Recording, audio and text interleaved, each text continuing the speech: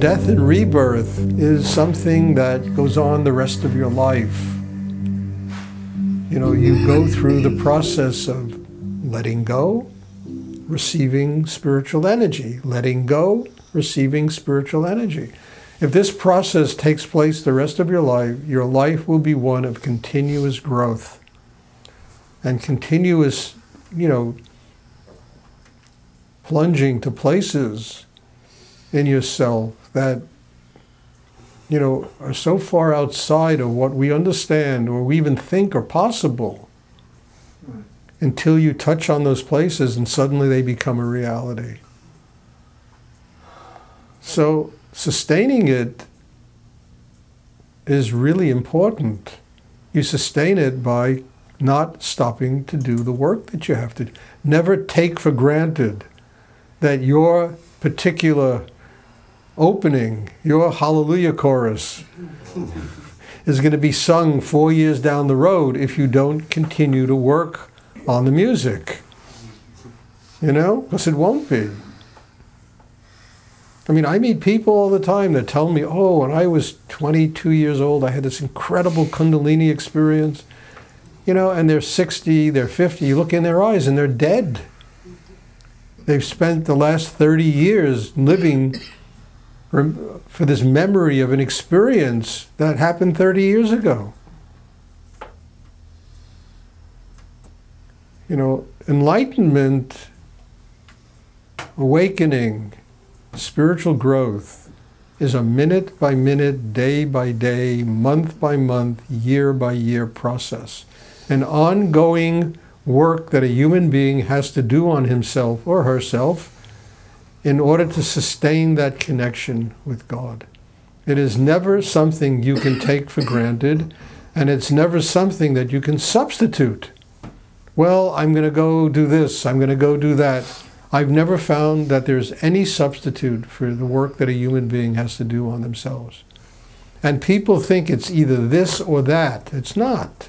It's this and that and that and that. And one thing will never conflict with another if you don't allow it to conflict.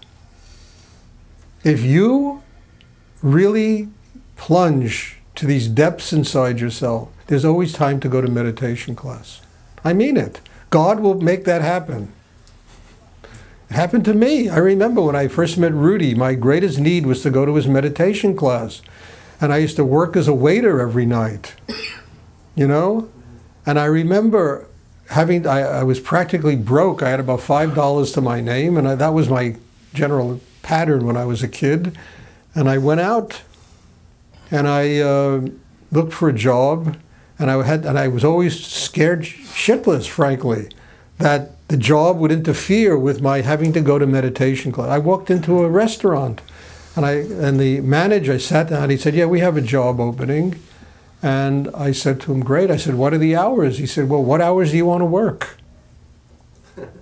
It's a true story.